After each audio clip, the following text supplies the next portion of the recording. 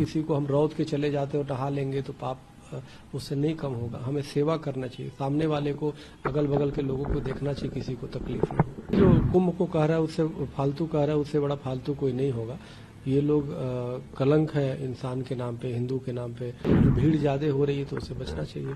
बाद में चले जाओ, पूरे वर्ष तो खुले हैं, भगवान राम के दरबार हो चाहे काशी विश्वनाथ जी है। महाकुंभ के लिए जो भीड़ उमड़ रही है श्रद्धालुओं की, और जो आए दिन दुर्घटनाएं हो रही हैं, नई दिल्ली रेलवे स्टेशन पर भी हाल ही में भगदड़ में कई लोगों की जान चली गई, इस पर क्या कहेंगे सर?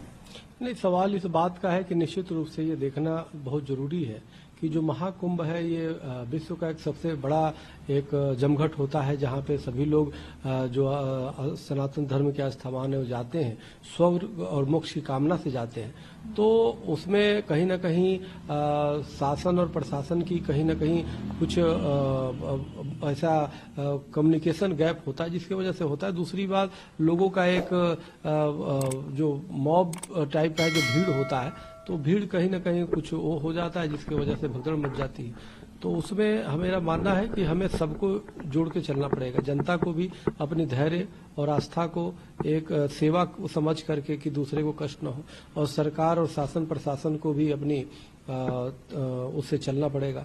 तो सबके लिए जरूरी है कि यह कोई भी हम सिर्फ किसी को हम रौद के चले जाते और नहा लेंगे तो पाप उससे नहीं कम होगा। हमें सेवा करना चाहिए, सामने वाले को, अगल बगल के लोगों को देखना चाहिए, किसी को तकलीफ नहीं हो। लालू प्रसाद यादव ने भी बयान दिया कि काहे का कुंभ, फालतू कुंभ, इस तरीके के बयान दिए जा रहे हैं। देखिए, जो कुंभ को कह रहा है उससे फालतू कह रहा है, उससे बड़ा फालतू कोई नहीं होगा।